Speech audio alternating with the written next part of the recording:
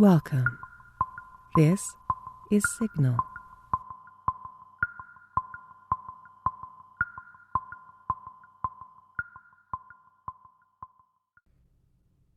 The Book by HP Lovecraft.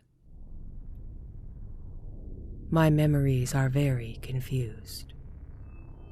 There is even much doubt as to where they begin, for at times I feel appalling vistas of years stretching behind me, while at other times it seems as if the present moment were an isolated point in a gray, formless infinity. I am not even certain how I am communicating this message.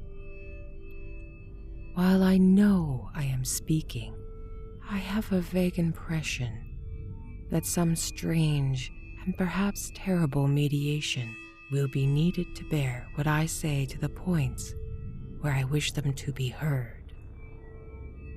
My identity, too, is bewilderingly cloudy. I seem to have suffered from a great shock, perhaps from some utterly monstrous outgrowth of my circles of unique, incredible experience. These circles of experience, of course, all stem from that worm-riddled book. I remember when I found it, in a dimly lighted place near the black, oily river where the mists always swirl. That place was very old, and the ceiling-high shelves full of rotting volumes reached back endlessly through the windowless inner rooms and alcoves. There were, besides, great formless heaps of books on the floor and in crude bins, and it was in one of these heaps I found the thing. I never learned its title, for the early pages were missing, but it fell open towards the end and gave me a glimpse of something which sent my senses reeling. There was a formula, a short list of things to say and do, which I recognized as something black and forbidden, something which I had read before in furtive paragraphs, of mixed abhorrence and fascination, penned by those strange, ancient delvers into the universe's guarded secrets, whose decaying texts I love to absorb. It was a key, a guide to certain gateways and transitions which mystics have dreamed and whispered since the race was young, and which led to freedoms and discoveries beyond the 3 dimensions and realms of life and matter that we know. Not for centuries had any man recalled its vital substance or known where to find it, but this book was very old indeed. No printing press, but the hand of a half-crazed monk had traced these ominous Latin phrases in uncials of awesome antiquity. I remember how the old man leered and tittered, and made a curious sign with his hand when I bore it away. He refused to take pay for it, and only long afterward did I guess why. As I hurried home through those narrow, winding, mist-choked waterfront streets, I had a frightful impression of being stealthily followed by softly padding feet. The century-tottering houses on both sides seemed alive and fresh with morbid malignity, as if some hitherto closed channel of evil understanding had been abruptly opened.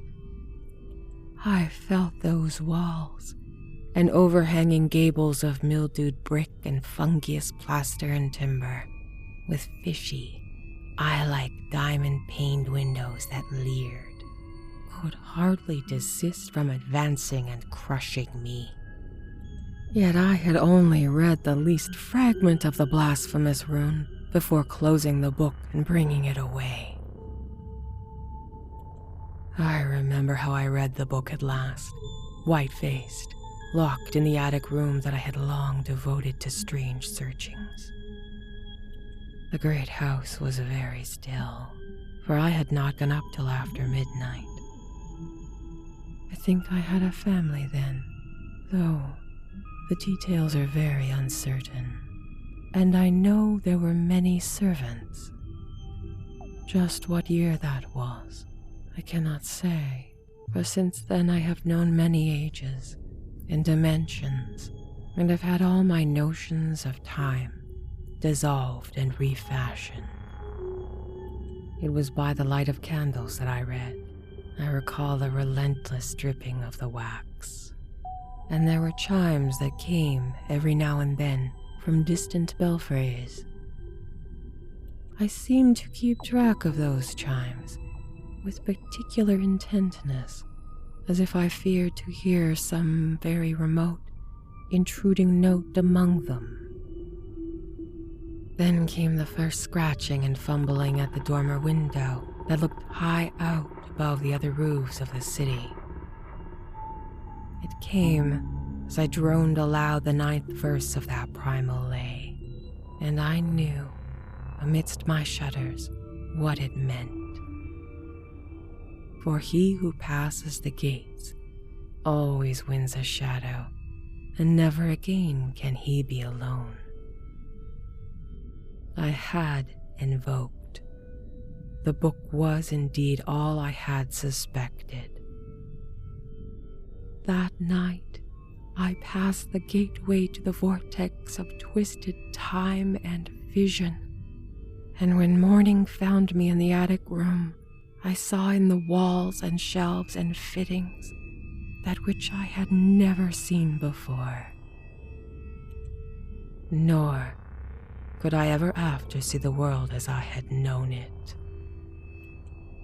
Mixed with the present scene was always a little of the past and a little of the future, and every once familiar object loomed alien in the brand new perspective brought by my widened sight.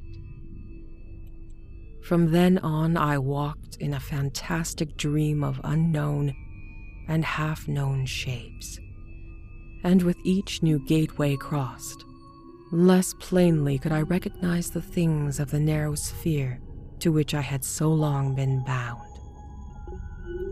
What I saw about me, no one else saw. I grew doubly silent and aloof, lest I be thought mad. Dogs had fear of me, for they felt the outside shadow which never left my side. But still I read more, in hidden forgotten books and scrolls to which my new vision led me. I pushed through fresh gateways of space and being and life patterns, toward the core of the unknown cosmos. I remember the night I made 5 concentric circles of fire on the floor, and stood in the innermost one chanting that monstrous litany the messenger of Tartary had brought. The walls melted away, and I was swept by a black wind through gulfs of formless gray, with the needle-like pinnacles of unknown mountains miles below me. After a while there was utter blackness, and then the light of myriad stars forming strange, alien constellations. Finally I saw a green-lit plain far below me, and discerned on it the twisted towers of a city built in no fashion I had ever known, or ever read of, or dreamt of. As I floated closer to the city, I saw a great square building of stone in an open space, and felt a hideous fear clutching at me. I screamed and struggled, and after a blankness I was again in my attic room, sprawled flat over the 5 phosphorescent circles on the floor. In that night's wandering, there was no more strangeness than any former night's wandering, but there was more terror, because I knew I was closer to those outside gulfs and worlds than I had ever been before.